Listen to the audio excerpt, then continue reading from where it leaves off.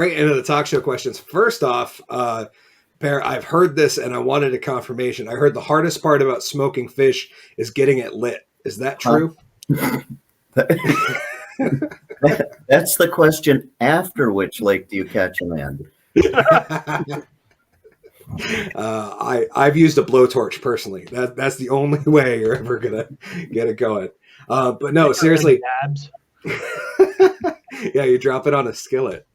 Per, how has Corona time treated you? Both professionally, personally, how has it been living through COVID-19 as a small business owner? You know, it was I spotted it in the business I'm in. I spotted it pretty soon that something weird was happening because supplies dried up.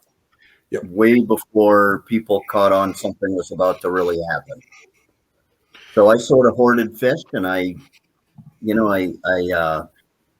worked at it, and all of a sudden, my last drive down through the state, I drove 3.5 hours and passed 4 cars. And I'm like, holy crap. I'm an idiot. I'm still out. And then my orders dried up the next week completely. And I shut down for 7 weeks with no idea if I'd ever open again. And after 7 weeks, the phone started ringing, and it's gone crazy for me. But it was a real challenge to think about something you'd invested everything in your life into, and suddenly think, I don't know if this is going to. It was like right at the sort of explosion stage 10 years in, and that seemed like it was over. Yeah, it must be terrifying.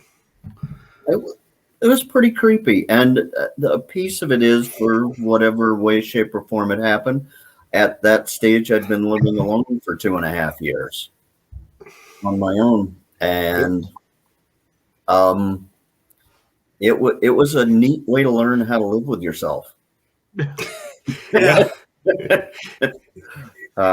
It's the best way to put it. And, you know, my dog and my cat really got tired of listening to me.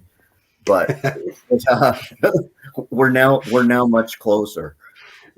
At least they had some great jams to listen to, I'm sure.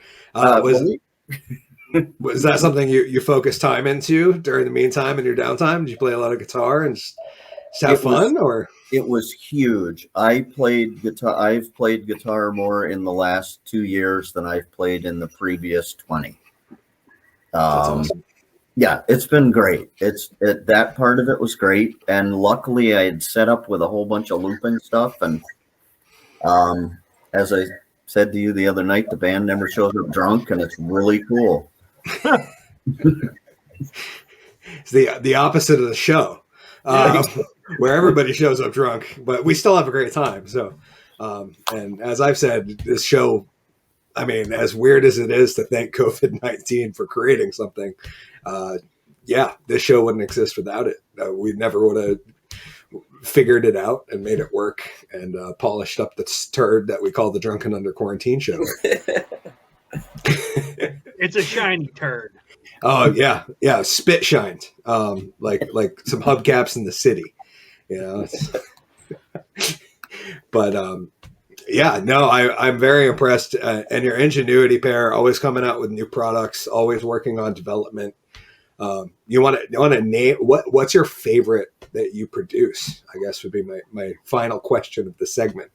Is if you I know it's like naming a favorite baby, or or like, you know, picking your favorite family member, but if you had to pick one product that you are the most proud of, what would it be? It's kind of embarrassing because it's not made out of fish.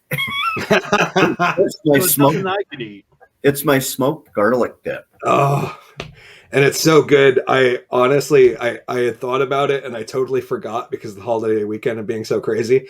I almost got a container for Collen and G-Dubs because I thought it would be really funny if during this segment both of them just pulled one out and just started munching live on the show. And it's just like, oh yeah, don't forget. I thought it would have been better if they started that and they went, what is this? Or I could get some of the smoked lobster dip and have a seizure. Yeah, that would be awesome. Jason said shows more polished than Reggie B's shows. Thank you, Jason. We appreciate that. And don't forget to send your hate mail to Reggie B at